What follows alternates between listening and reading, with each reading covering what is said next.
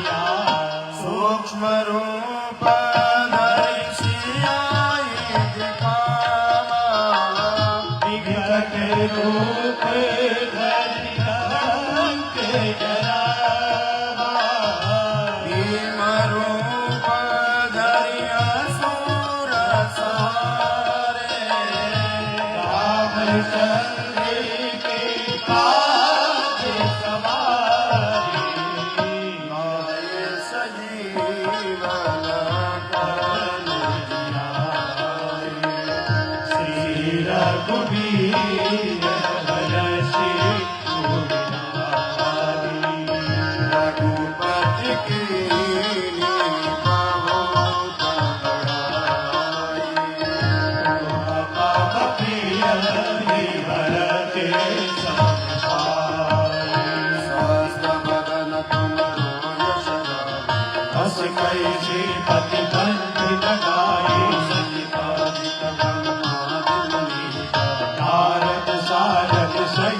महिषा यम कुबेर दिगपाल जहाते कवि गोविंद कही सखी कहाते तुम उपकार सुग्रीव कीना राम मिलाई राजीव लीना तुमरो मंत्र विभीषण माना लंकेश्वरी भय सब जग जाना युग सहस्र योजन करदानी लीलोधारी मधुरी कल्याण प्रभु मुद्रिका मेरे मुख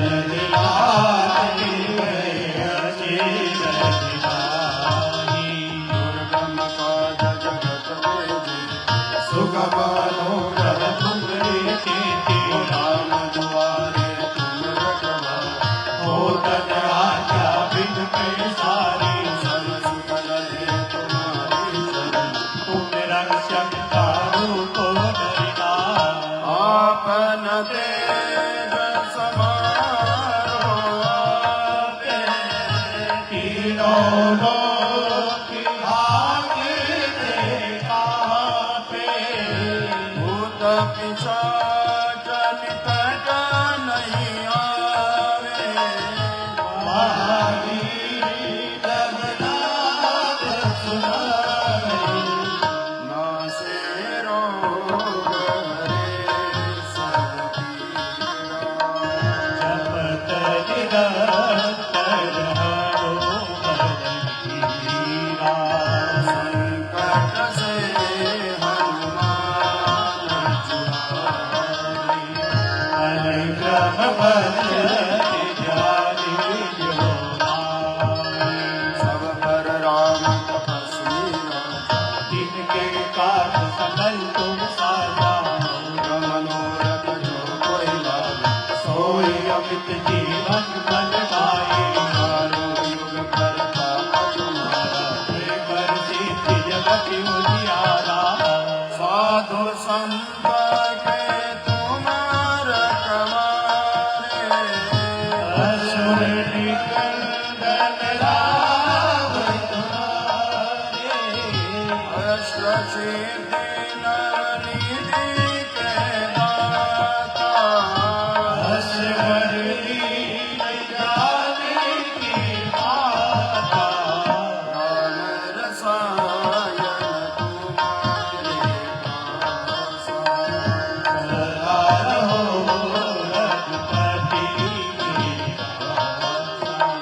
तुम्हारे भजन राम को पावे जन्म जन्म दुख विसराई काल भरपुर जाई जहाँ जन्म हरि भक्ति कहाई और देवता चित्त मदन हनुमत से सर्व सुख करी संकट कटे निखिल सब पीरा। जो सुमिरे हनुमति बल बीरा जय जय जय हनुमान गोसाई कृपा करहु गुरुदेव की नाई जो सकल पाठ करे कोई छूटे बंदी महासुख होई जो यह पढ़े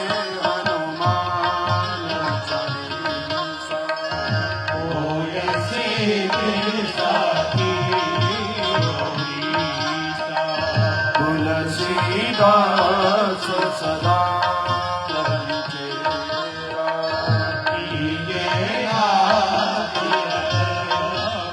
हरिया पवन तनय संकट हरण मंगल मूर्ति रूप राम लखन सीता सहित हृदय बसो सुरभूषि सिया रामचंद्र की जय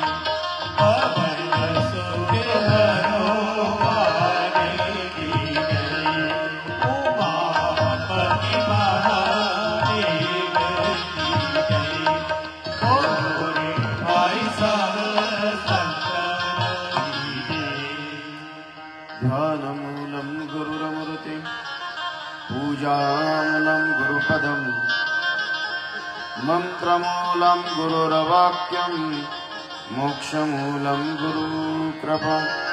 सद्गुरुनाथ भगवान की। सियावर रामचंद्र भगवान हनुमान जी महाराज की। कृष्ण कन्हैया लाल की जय। रामचंद्र जी डोंगरे महाराज की जय। अनंत ब्रह्मांड नायक परमात्मा आद्य शक्ति मां जगत जननी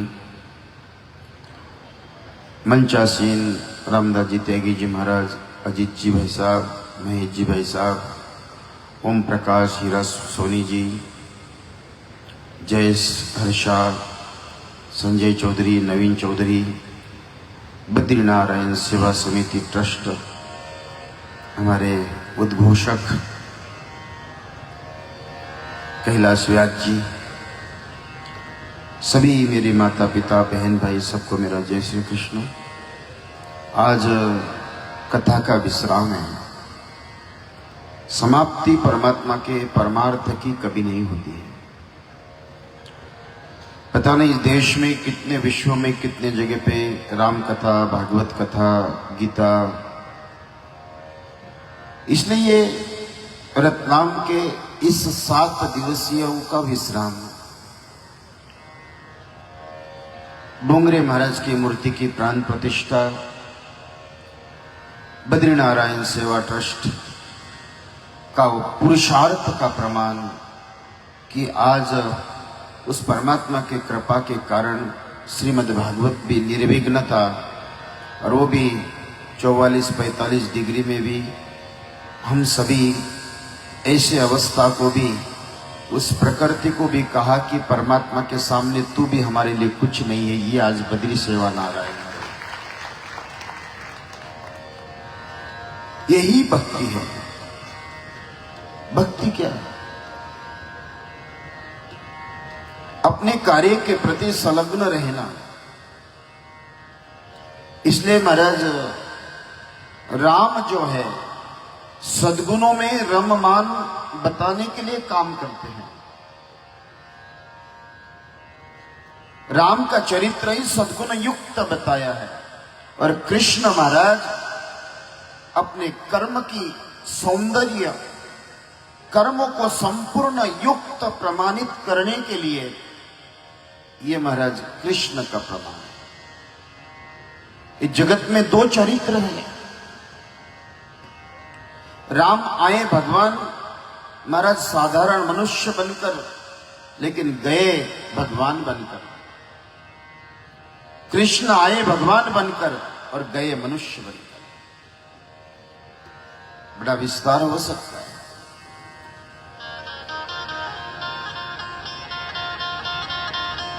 जो मर्यादा, सत्य, अहिंसा, परोपकार, दया, वो सारे सद्गुणों को राम ने स्वीकार करते हुए चले, और कृष्ण धर्मयुक्त कार्य करने के लिए कभी कभी असत्य भी, अरे नहीं नहीं, सत्यवादी धर्मराज युधिष्ठिर से भी असत्य खिलवाया।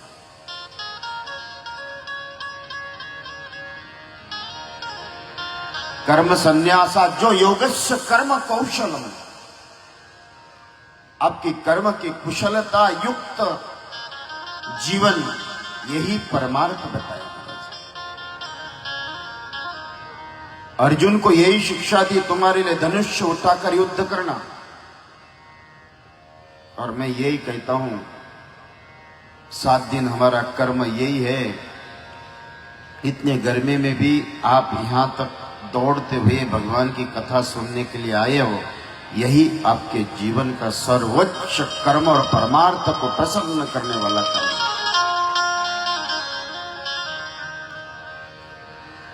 इसलिए ईश्वर प्रदत्त कर्म युक्त जीवन, स्वार्थ युक्त जीवन, इसलिए कर्म की गति श्रेष्ठ, उत्कृष्ट, आह्लादित, आनंदित करने के लिए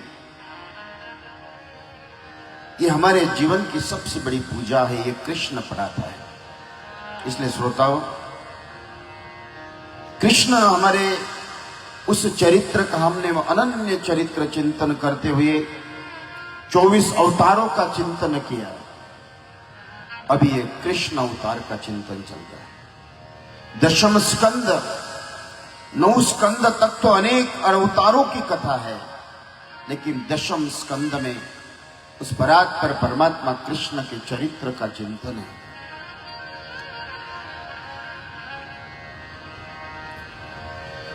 कृष्ण का जीवन ही कहते हैं कि पूरब से पश्चिम की तरफ तो महाराज स्वयं कृष्ण आए चले, और उत्तर से दक्षिण की ओर राम की यात्रा, ये दोनों देश को सनातन संस्कारों के साथ पाठ दिया है। जैसा आड़ा और सीधा धागों के साथ में वस्त्रों को बीना जाता है, इसी तरह से पूरब से पश्चिम और उत्तर से दक्षिण की यात्रा दोनों देवताओं ने इसीलिए की है कि समाज समझ सके कि हमारे जीवन में सद्गुण युक्त कर्म सद्गति प्रदान करती है, और दुर्गुण युक्त जीवन, अकर्मण्य युक्त जीवन, ये आपके जीवन में दुर्गति, दयनीयता और जीवन का अनेक जन्म जन्मांतर का पतन, यही संदेश और शिक्षा देती है। श्रोताओ,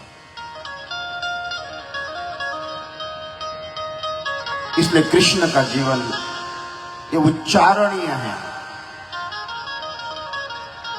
कृष्ण 2 प्रकार के हैं, एक बाल कृष्ण और एक ऐतिहासिक कृष्ण।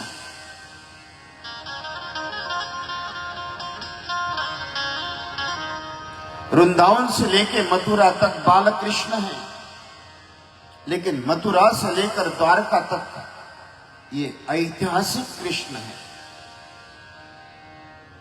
इस ऐतिहासिक कृष्ण को समझना, लेकिन बाल कृष्ण के अनेक प्रकार के चरित्र आनंददायक, आह्लाददायक है।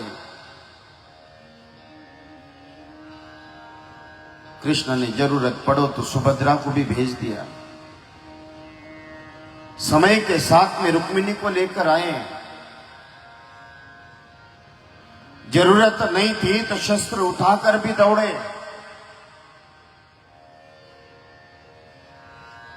उस परात्पर परमात्मा भक्त के लिए स्वयं सारथी बनकर भी चले।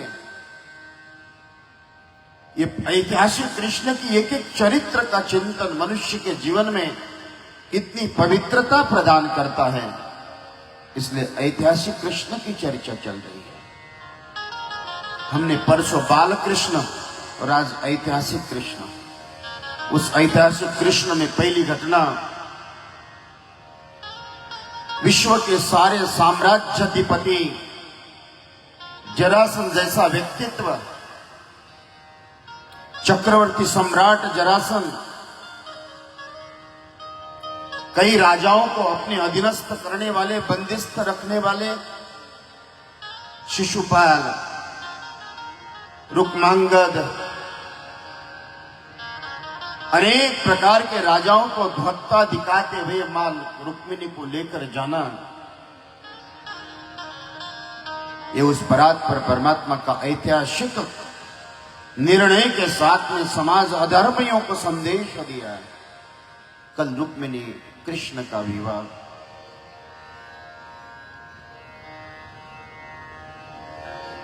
और सत्राजीत ये स्वयं परमात्मा के जहां सूर्य के अनन्य भक्त थे। श्रोताओं, आपको बताऊं, सूर्य के रोज दर्शन करना चाहिए। कहते हैं कि साइंस इसको प्रमाणित करता है, उगते हुए सूर्य को रोज कोई देखे,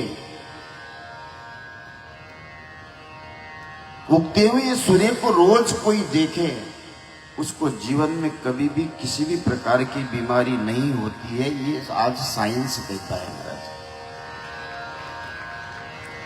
क्योंकि फलों में कोई भी फल हम ग्रहण करते, उसमें कितनी प्रतिशत सूर्य की ऊर्जा के बिना उसका फलना संभव नहीं होता है। और सीधे सीधे वही ऊर्जा 2, 3, 4 मिनट देखना, नेत्रों के द्वारा उदर में, पूरे सर्वांग में उसके किरणों का प्रभाव आपके जीवन में रोग विनाशक बताया। और ये तो आध्यात्मिक है, ये बाह्य जगत है। लेकिन आध्यात्मिक, अगर रोज सूर्य के दर्शन करने वाले जीवात्मा के जीवन में कभी भी जितने भी सारे पाप हो गए, वो सारे पापों का विनाश होता है, ये कहते हैं महाराज। वो इतनी किरणों में क्षमता है। इसलिए हमारे सनातन में सूर्य को जल देने की परंपरा इसीलिए थी। मैं 9 ग्रह ज्योतिषियों की बात नहीं कर रहा हूं महाराज। कहते हैं कि आत्म तत्व युक्त सूर्य तत्व है। मन का चंद्रमा मनसो जायत सूर्यम आत्मा प्रतिष्ठते। आपके हृदय में मूल तत्व सूर्य देव है। चंद्र मन का कारक माना है। अब ये 9 ग्रह बताना ये मेरा स्वभाव भी नहीं है। मैं तो महाराज उस परमात्मा के चरित्र और मेरी कथा संसार से चलते हुए सद्गति साधना और स्वात्म दर्शन और नारायण के चरणों की प्राप्ति के उपाय मेरी कथा है महाराज। बाकी अन्य कोई चर्चा नहीं। लेकिन शरीर स्वास्थ्य के लिए भी, आत्म तत्व की अनुभूति के लिए सत्राजित सूर्य के दर्शन करते थे। सूर्यदेव प्रसन्न हो गए, शामंतक मणि दिया। शामंतक मणि रोज 2 मन सोना देता था। कृष्ण के दर्शन करने के लिए जब सत्राजित गए तो सत्राजित को कृष्ण ने वह शामंतक मणि मांगा। सत्राजित कहते हैं कि मेरी तपस्या का प्रमाण मैं नहीं दूंगा महाराज। एक दिन सत्राजित के अनुज भ्राता शामंतक मणि पहनकर वन में शिकार करने के लिए गए। शेर ने हमला कर दिया और उसकी मृत्यु हो गई।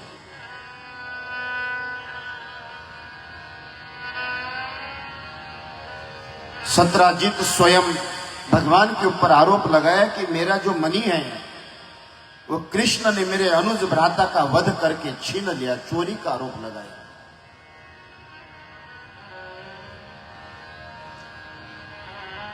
सारे समाज में निंदा होने लगी। पर आज पर परमात्मा कृष्ण जब वन में और जहां उसकी मृत्यु हुई वहां देखने के लिए गए, वहां एक रीछ की गुफा,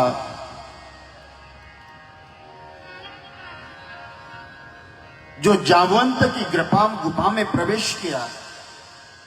जामवंत ने परमात्मा के ऊपर प्रहार करते हुए कई दिनों तक युद्ध चला। क्योंकि जामवंत और कृष्ण के संवाद होते हुए राम अवतार में जामवंत कहते कि भगवान मुझे युद्ध करने की इच्छा हो रही, मेरे लायक कोई अभी तक योद्धा नहीं मिला।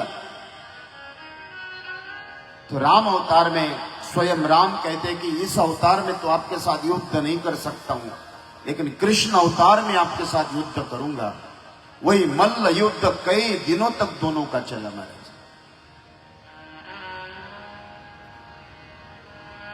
युद्ध करते करते परमात्मा की मुष्टि का प्रहार करते ही जामवंत गिर गए। और जामवंत क्या कहते हैं? जाने त्वाम हरिम प्रभु विष्णुम तेज बलम सहो बलम। जाने त्वाम विष्णु प्रभु विष्णु। वो कहते हैं कि महाराज मैं आपको जानता हूं, इस जामवंत को कोई भी परास्त और पराजित करने वाला इस मृत्यु लोक में कोई नहीं है। लेकिन वही रघुनाथ जिसके धनुष्य की टंकार से समुद्र थर थर कांप रहा था, जिसके बाण से रावण जैसा असुर सहजता के साथ सोधाम पधार गया, आज उसी का अंश अवतार पूर्ण अवतार मेरे सामने है।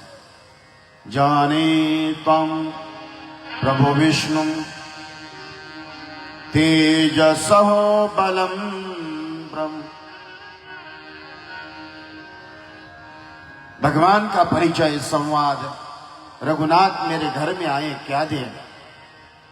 तो जाम्बवंत ने अपनी सबसे प्रिय पुत्री जाम्बवंती का विवाह कृष्ण के साथ संपन्न कर दिया। कृष्ण कन्हैया लाल की।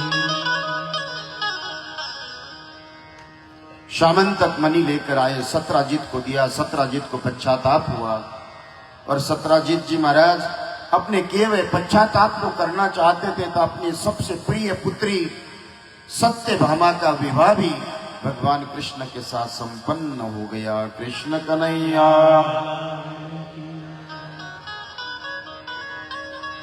ऐसे 8 मुख्य पटरानी, नागनेजिता, भद्रा, रुक्मिणी, सत्यभामा, जाम्बवंती, सभी उस परात पर परमात्मा की 8 मुख्य पटरानियां। भौमासुर ने 16,108 नारी, 16,100 कन्या को बंदिस्त बनाया। परमात्मा गरुड़ के ऊपर बैठकर भौमासुर से युद्ध करते हुए 16,100 कन्याओं को मुक्त करवाया।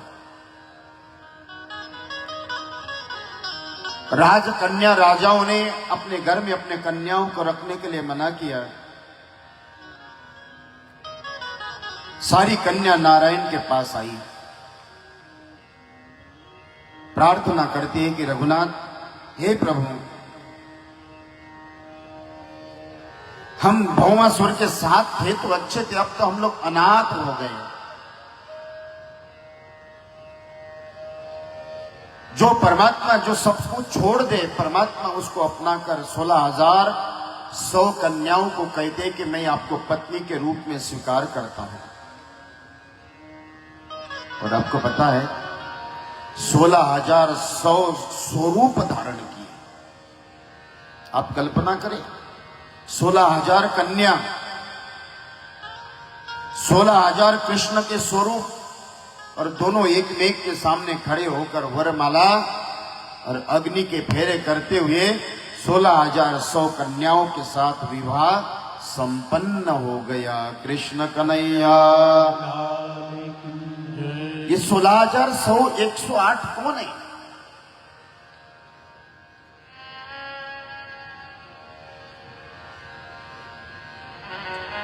ये वेदों की ऋचाएं है। ये कुछ दिन बद्रीनाथ जी महाराज के द्वारा की हुई वो अप्सराएं हैं। ये मां सीता का प्रतिरूप 16,100।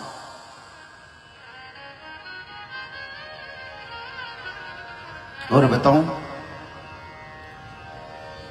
16,100 कन्या। आप लोग भी 5, 50, 100, 200 तो विवाह कर सकते हो, मैं आधा करना भी चाहिए। कई बार लोग परमात्मा का नाम लेकर अपने आप में, अरे महाराज, मेरे रघुनाथ ने एक उंगली पे गोवर्धन उठा दिया था, एक हाथ पे 500 किलो पत्थर उठाकर बताओ, तब जाकर आप 2, 4, 5, 10 विवाह करना महाराज।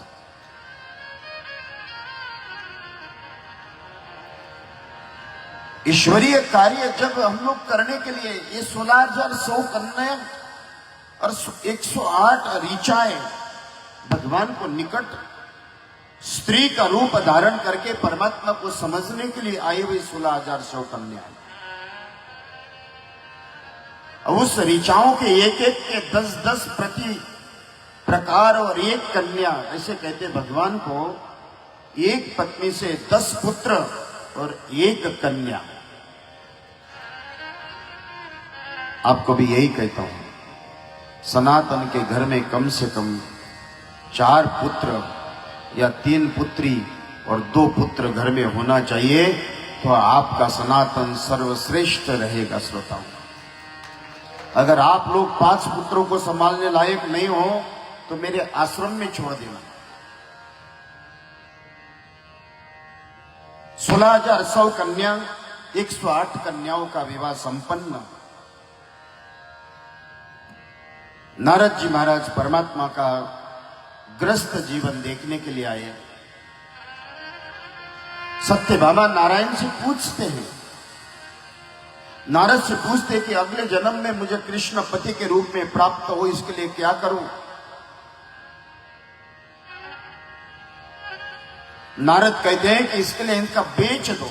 कौन खरीददार है? तो नारद कहते हैं मैं खरीददार हूं। नारद जी महाराज को सत्यभामा ने अगले जन्म में कृष्ण पति के रूप में प्राप्त करने के लिए भगवान को बेच दिया।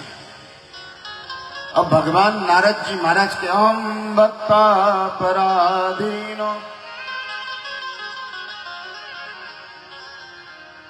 दासानुदासं भवितास्मि भूयात्।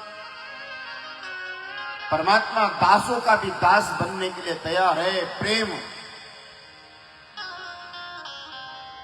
महाराज नारद जी महाराज के खड़ाऊ लेकर भगवान के पास नारद जी गए और नारायण से कहते हैं, नारायण अब आप मेरे सेवक हो। बोले जो आज्ञा। क्या करना है? बोले चलो मेरे साथ। कोई आज्ञा? बोले मेरे खड़ाऊ उठाओ। नारद जी महाराज के खड़ाऊ उठाकर माथे पे रखकर विष्णु लोक कृष्ण पहुंच गए। द्वारका में कृष्ण नहीं है तो 16,108 सभी के सभी रानियां दुखी हो गई। कृष्ण को कैसे प्राप्त किया जाए? 16,107 पत्नियां क्षीर सागर में पहुंचकर नारद जी से प्रार्थना करते कि महाराज हमने आपको बेच तो दिया, हम वापस खरीदना चाहते हैं। नारद कहते हैं कि आपके घर की जितनी सोना चांदी हीरे मोती जवाहरात आप लेकर आए। द्वारका स्वयं सोने की, पूरे द्वारका का सोना महाराज परमात्मा को खरीदने के लिए गए। एक तराजू में कृष्ण है, दूसरे तराजू में सारा स्वर्ण रखा है। तराजू हिल भी नहीं रहा। नारद कहते रुक्मिणी का सोना नहीं आया। रुक्मिणी को संदेश मिला द्वारका से। रुक्मिणी पुनश्च क्षीर सागर पहुंची। अपने घर में से सोना चांदी बोले कोई जरूरत नहीं है। जब रुक्मिणी पहुंची, रुक्मिणी पहुंचने के बाद जिस तराजू में सारा स्वर्ण रखा था, हीरे मोती जवाहरात प्लेटिनियम सब रखने के बाद सब हटवा दिया और रुक्मिणी ने अपने कमर में एक तुलसी का पत्ता लेकर गई थी। महाराज उस तराजू में रख दिया और तराजू समान रूप में आकर परमात्मा को प्राप्ति की है।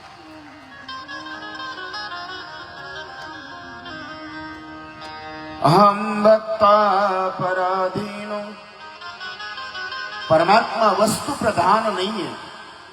परमात्मा के जीवन में अभाव नहीं है। ईश्वर किसी के प्रभाव में भी नहीं आता है। नारायण बस एक प्रेम में आता है। महाराज राम एक प्रेम पिया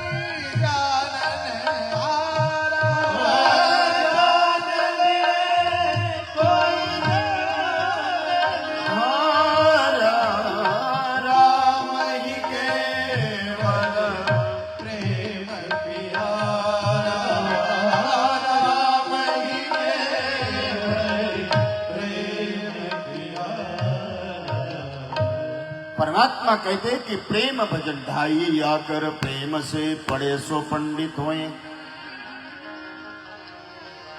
रुक्मिणी के प्रमाण और परमार्थ के प्रसन्नता युक्त पुनश्च द्वारका में रघुनाथ स्वयं कृष्ण की प्राप्ति प्रसन्नता। रुक्मिणी और कृष्ण के संवाद में, अब ये संवाद मुझे बिल्कुल अच्छा नहीं लगता महाराज। ये संवाद हमारे आध्यात्मिकता का नहीं है। कुछ एक आतताइयों ने, अर्बन नक्सलियों ने, लेफ्टिस्ट विद्वानों ने इसमें कुछ एक हिस्सा डाला है।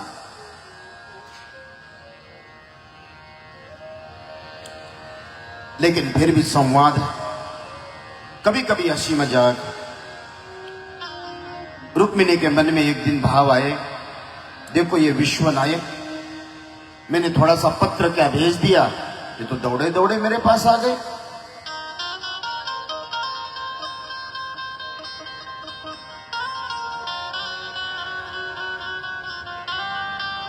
कृष्ण ने जैसे भाव देखते ही रुक्मिणी से कहते, रुक्मिणी मैं तो एक ग्वाला था, दूध बेचने वाला। हमारा जाति संबंध, वर्ण व्यवस्था, कुल व्यवस्था, तुम बहुत ज्येष्ठ श्रेष्ठ कुल की स्त्री हो और तुम्हारे लायक तो शिशुपाल जरासंध ही थे। अगर आपका मन अभी भी शिशुपाल के साथ विवाह करने का हो तो आप कर सकते हो।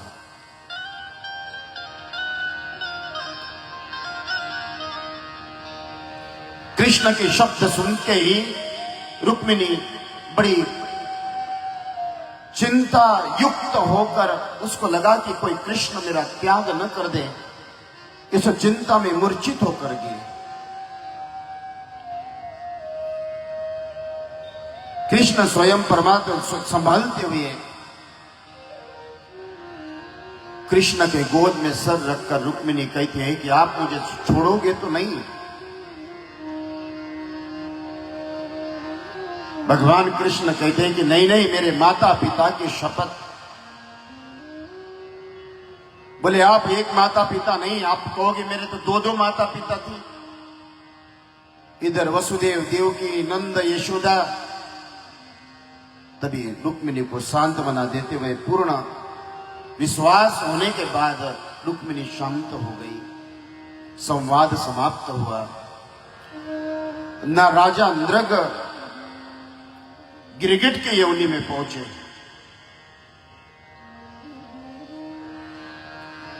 दानेन धने च शुद्धता। राजा नृग रोज 12,000 गायों का दान करते थे।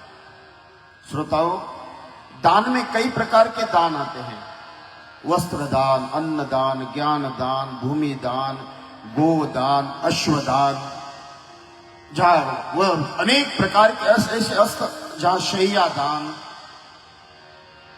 शब्द दान, और 1947 के बाद एक दान और आया जिसका नाम मतदान कहते हैं। शास्त्र कहता है कि जीवन में हस्तम शोभयति यदि दान धर्मम। लेकिन दान कहां देना चाहिए? पात्रा दानम पुण्यम भवति, अपात्रात् पापम भवति, पापात्मकम दारिद्र्यम।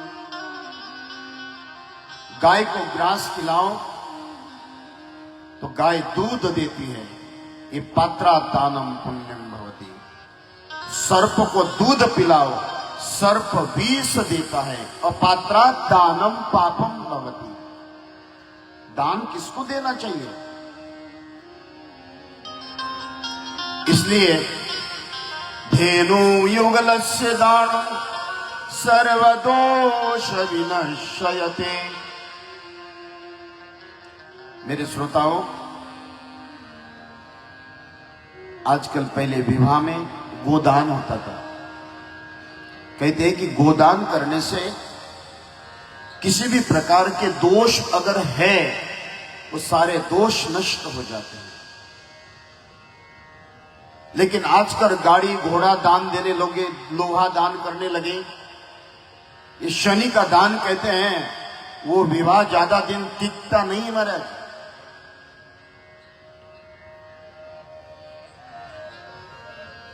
इसलिए कभी भी किसी भी शुभ कार्य के लिए गोदान करना चाहिए कहते हैं। लेकिन गोदान भी कहां करें? आजकल तो लोग गौशाला में जाते, कुछ पकड़ लेते, हो गया गोदान। अरे महाराज, ये गोदान थोड़ा ही है। गोदान की विशेषता बताइए। एक रात्रि घर में लेकर गाय को रखिए, उसकी सेवा करिए, श्रृंगार करिए, उसकी पूजा पाठ करिए, पेट भरकर खिलाए, उसके साथ बात करिए, और एक रात्रि रखने के बाद। इसलिए इस जगत में स्वर्ण दान, कौन सा क्या दान देने से कहा गया महाराज? कन्या को दान, स्त्री को दान, विधवा का दान, पुरुष का दान, विधुर का दान। किस अवस्था के व्यक्ति को क्या दान देना चाहिए? पादत्रय दान, जहां पैरों के जो भी दान देना। अब कालिदास की बड़ी लंबी कथा आती। कालिदास, अब क्या महाराज, एक दृष्टांत आया, कालिदास ने लिखा हुआ है। एक बार कालिदास ऐसे ही गर्मी में बाहर निकले, और बाहर निकलने के बाद रास्ते में चलते समय एक बूढ़े बाबा बिना चप्पल के चल रहे। बिना चप्पल के चलते चलते कालिदास को दया आ गई, और अपनी चप्पल उस गरीब व्यक्ति को दान दी। अब कालिदास भी देखते हैं कि अरे, जितनी गर्मी में बिना चप्पल के, तो उनको भी पैर में चटके लगने लगे। उसी समय राजा का गजराज सज धज कर आया हुआ महावत ने देखने के बाद महावत कहते हैं, अरे महाराज, आप यहां चलो। कालिदास गजराज के ऊपर बैठ गए। विक्रमादित्य जब आए तो उन्होंने देखा, अरे मेरे गजराज के ऊपर कौन बैठा है? किसकी हिम्मत हुई? जब उन्होंने देखते हैं, अरे विद्वान कालिदास, देखो, किसी को भी किसी के भी सिंहासन पे बैठने का अधिकार बताया समय अनुसार, लेकिन विद्वान साधु संत हर एक आसन के बैठने का अधिकारी बताया गया है संतों के लिए। किसी भी सिंहासन के ऊपर संत महापुरुष बैठ सकते हैं। अब मजाक करते हुए राजा कहते हैं कि अरे क्या, आज आप मेरे सिंहासन पे? तो कालिदास कहते हैं, नक्रम पात्रम दानोति गजवानमारूढ़नम। अरे महाराज, आज की दान की महिमा बता रहा हूं। कहते हैं कि मेरे चप्पल की नाक टूटी हुई थी। क्या कहते कालिदास? नाक टूटी हुई मतलब जो अंगूठे का भाग रहता, वो टूटा हुआ भाग, वो मैंने गरीब व्यक्ति को दान करने के कारण आज मैं गजराज के ऊपर आरूढ़ हो गया हूं। ये दान, पात्रम दानात् पुण्यम भवति।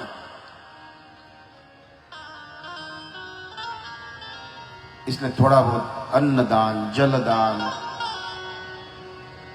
कई प्रकार के दान, लेकिन थोड़ा बहुत अपने रोज गौ माता के लिए 1 रुपया का दान जरूर निकाला करें। 1 मुट्ठी अनाज जरूर अपने निकाला करें। अगर कई बात हो तो अपने हाथों से किसी गरीब व्यक्ति को अन्न दान करना भी सर्वश्रेष्ठ बताया। और इस जगत में 2 दान सर्वश्रेष्ठ है, गोदान और अन्नदान। आप लोग थाली के जगह पे दिन में 2 बार संतुष्ट होते हैं। संतुष्ट महाराज, एक बार भोजन करने के बाद आपके सामने 56 भोग रख दें, आप उसको ग्रहण नहीं करोगे, यही संतुष्टि। और ये अन्नदान के द्वारा समाज के गरीब वंचित पीड़ितों को किया हुआ अन्नदान, समझना आपने सारे ब्रह्मांड के देवताओं की पूजा की है महाराज। ये मैं नहीं कहता हूं, कृष्ण गीता में कहते हैं, अहम वैश्वानरो भूत्वा प्राणिनां देहमाश्रिता प्राण समायुक्तम पचाम्यम चतुर्विधम। भगवान कहते हैं कि जितने भी प्राणी हैं उनके वैश्वानर नाम का अग्नि में प्रतिष्ठित रहता हूं।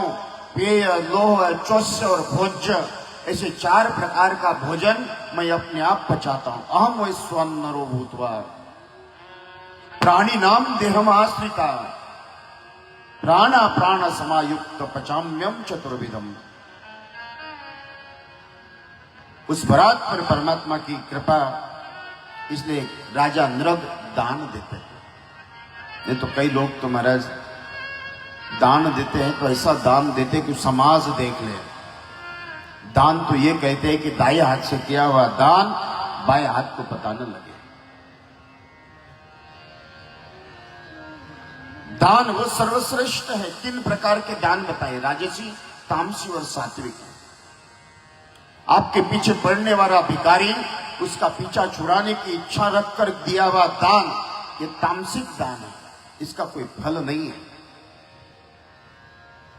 राजसी दान समाज में, देश में इतना बड़ा मैंने दान दिया, इतना बड़ा दान दिया, इतना सब कुछ कर दिया, ये राजसी दान। और सात्विक दान आपके दाएं, आपके मन को भी, आपके मुख से एक शब्द भी किसी के लिए न निकले और आप कर कर आए हो, इस सात्विक दान जो परमात्मा प्रसन्न होते हुए आपको परम पद प्रदान कराने वाला कहा गया। इसलिए 3 प्रकार के दानों का वर्णन आता है।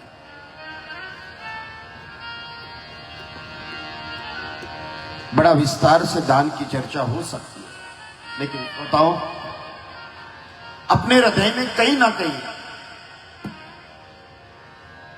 कई साइंस, आज अध्यात्म तो कहता ही है, आपके घर परिवार में किसी भी प्रकार के रोग, बीमारियां, अनेक प्रकार की अशांति, आप थोड़ा बहुत अपने घर से अन्न दान कर दिया करो, धीरे धीरे ठीक हो जाएगा। क्या दान करने से क्या क्या फल मिलता है, उसका भी बड़ा विस्तार से वर्णन है।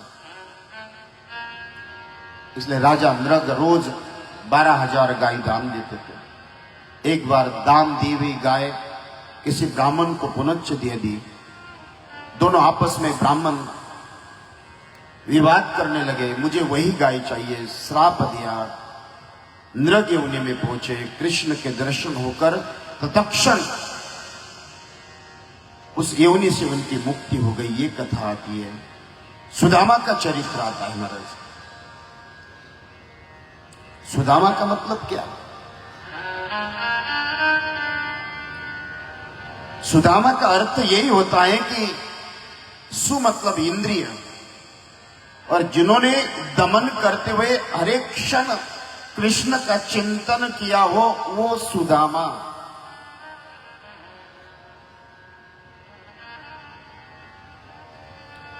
वो सुदामा नगरी का सुदामा होकर गया।